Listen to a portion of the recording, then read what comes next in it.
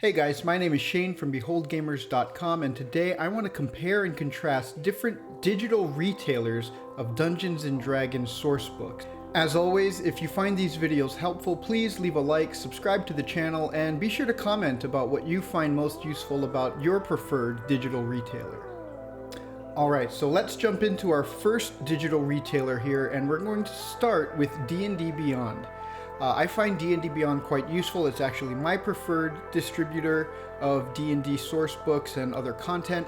Full disclosure though, I should say I have a legendary bundle that I purchased when I got my D&D Beyond content up and running, and that sets you back quite a bit. When I bought it, it wasn't quite as expensive as it is now, and you can see here a legendary bundle today will rack up $862 if you wanted to get that. But one of the benefits of purchasing one of these bundles, like the Legendary Bundle, we'll open it up here and you can see, you will get a 15% discount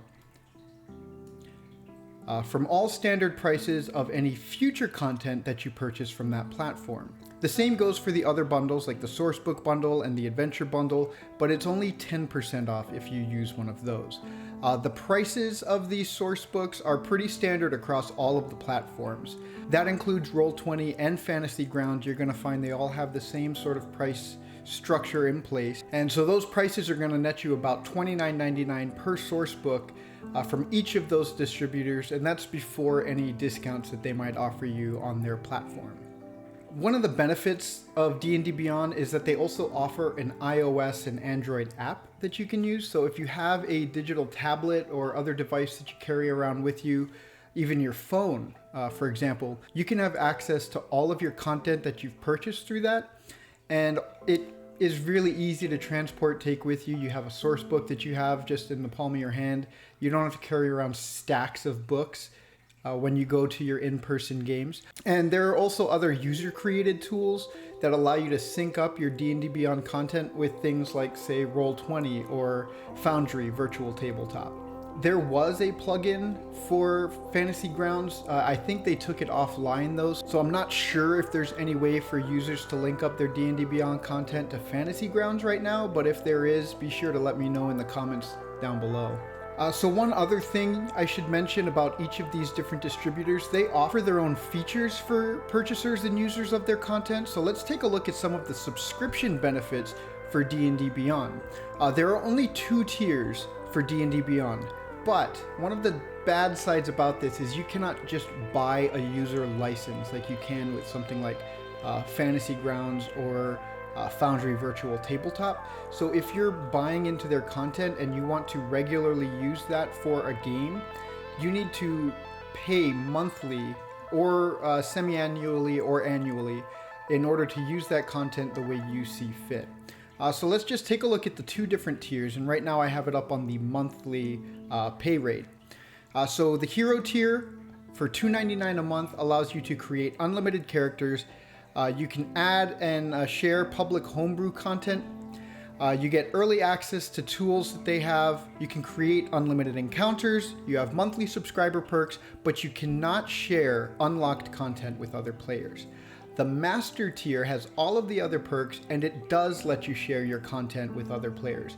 The way you do this is by creating a campaign, and any players that you invite into that campaign will get access to the benefits that you have paid for. So all of the content that you've paid for will be shared for your players to use. So they will have access to all of the races, the playable races, feats, equipment, things like that in your campaign with the character that they make there. So the Master tier monthly is going to be $5.99 per month. Semi-annually, you're looking at $14.99 over 6 months, and for 6 months on the Master tier, you're looking at $29.99. And finally, the annual price, which comes at a little bit of a discount, you're looking at $25.99 per year for the Hero tier and $54.99 per year for the Master tier. But again, there is no one-time purchase where you can just buy a license at the Master or Hero tier. You have to keep paying either monthly, semi-annually, or yearly.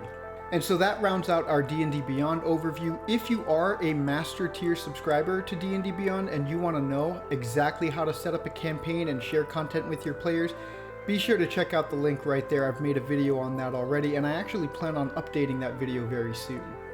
All right, so let's take a look at Roll20 now. So we're going to jump over to the Roll20 website here. And right now I am looking at the products just from Wizards of the Coast. We're going to start off right here. You can see Wizards of the Coast has its own shop page on Roll20. All of the content here, again, same price, $29.99.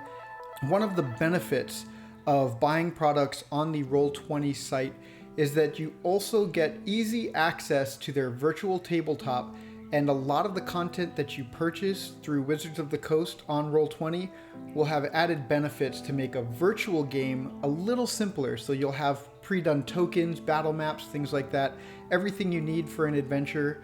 If you are running from one of their published adventures, will be just a little easier for the Dungeon Master to set up because a lot of that legwork has already been put in place. For example, let us take a look at Wild Beyond the Witchlight.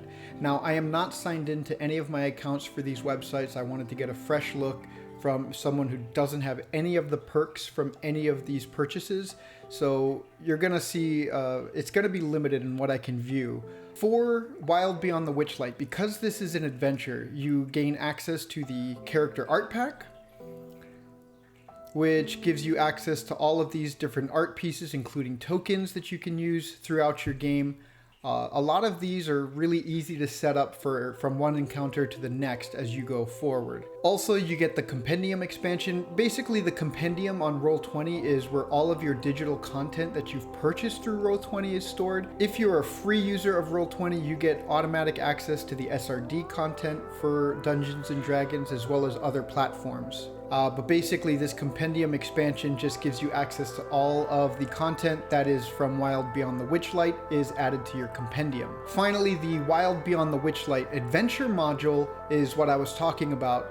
It basically allows less prep for the Dungeon Master because a lot of that is set in place for you. You can see right here, they even say as much. Play with less prep. It includes handouts, all these different backgrounds that you can import, maps that are drawn up, and NPCs, everything like that. All of these different things that you can show your players right there on your Roll20 dashboard or your game space. One of the drawbacks to something like Roll20 is they don't have a dedicated app where you can view your content outside of their virtual tabletop space. So they don't have something like that app, which makes it easy to manage your characters if you're a player, or just read through the content in a really convenient way. But it is a lot of fun if you're playing specifically in a digital platform for Roll20. One of the other benefits of D&D Beyond is you're not just limited to official Wizards of the Coast source books and adventure books. You actually have access to a lot of the Adventurers League content, which is ready to go in your Roll20 campaign. There are also other publishers like Kobold Press, Paizo, that offer things on Roll20. Before we move on to Fantasy Grounds, though, let me just go over the subscription services that Roll20 has to offer. So with the free version, which is what I've used for a long time, you have 100 MB of upload storage space that you can use. You have compendium sharing for one game and up to 5 players, and you can have access to their Look for Group service that they offer. You can have up to 2 listings. You can also go with their $59.99 per year plan. That's about $5 per month as they listed here. You get a little bit more upload storage, no ads, they take away ads. You have your shared table features and dynamic lighting that you can use. I know a lot of people like their dynamic lighting on their virtual tabletops. You get access to their character vault, so you can make a character and transfer it between different campaigns. You can do compendium sharing again, this time for 3 games with up to 10 players, and you can have unlimited listings in your Look for Group settings there. And the Pro subscription at $109.99 per year, $9.17 per month. You get double the upload storage that you get from their Plus subscription service. You also have a lot of those shared table features, dynamic lighting. You get rewards, custom character sheets, all kinds of different things like that. But for most people, these features are not going to be as necessary if you're just getting in and trying to play a game. And finally, let's take a look at Fantasy Grounds. So Fantasy Grounds is another virtual tabletop similar to Roll20. They offer a few more features, I think, that most people find useful. They are also a digital distributor for content, so a lot of the benefits that you get for purchasing digital content for a virtual tabletop like Roll20, you'll find in Fantasy Grounds. The pricing of content here is much the same as we've seen, $29.99 for your basic D&D books from Wizards, but they also have content from outside of Wizards of the Coast, including things like Starfinder from Paizo, Kobold Press, things like that. You can also, just like in Roll20, get other content that you would usually get from like DM's Guild, things like the Adventurers Guild modules, and things like that. So a lot of that is for sale here on Fantasy Grounds. So it's a little bit more expansive than just D&D content. Let's take a look at a little bit of their subscription services that they offer here. So if you're looking to get a free demo version of this, you can, but you are limited to just a one-on-one, or if somebody that you know is an ultimate subscriber, you can then join a campaign with them. Other than that, you are going to be very limited in their free demo version and what you can and cannot do. So for the Fantasy Ground Unity Standard Edition, that subscription service, you can buy the license outright for $39, and that will allow you to build campaigns, play in hosted games with another Ultimate DM. It'll give you access to character tokens, animal tokens, all kinds of different things. You'll have access to battle maps. A lot of the same features that you're going to see with the Ultimate subscription are featured in here.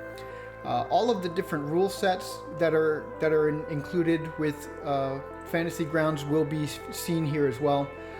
Now you can also do a monthly subscription. That'll be $3.99 per month. But when you really think about it, doing the one-time price of $39 to just have it outright seems very, very easy to do. And finally, you have the Ultimate subscription here, and this is basically, I think, a good thing for Dungeon Masters to have. If you pool some money together with your group, $150 to buy the license outright for Fantasy Grounds Unity is a pretty reasonable thing, I think. You can also purchase your digital content from Fantasy Grounds just like you would from Roll20, and a lot of the prep work for Dungeon Masters is going to already be done for you. Much the same way as it is in Roll20. But with this one, you don't have to keep paying month to month in order to use that content as you see fit for your games. So let's say you take a break for a little while, you still own that license. You don't have to re-up your subscription for that time period. And then they've also got a lot of official licensees here, Dungeons & Dragons, Pathfinder, Vampire the Masquerade, all kinds of different things that you can use. And you've also got access to a lot of D&D Classic modules, which I find fun to go back to. So you have access to all of these classic adventures from 1st, 2nd, 3rd edition, and so on. So in the comments below, be sure to tell me which are your favorite features from these different digital retailers.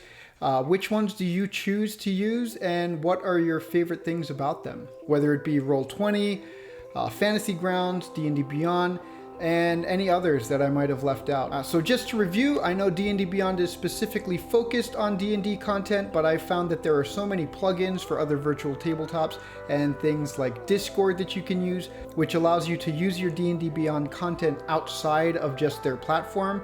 So just to finish up, D&D Beyond I think is my preferred method because I play both digitally and in person, and I can use a lot of that same content. It made it very easy for my players to manage their characters in both ways, and we were able to set up plugins into our Discord server that we made just to play our game.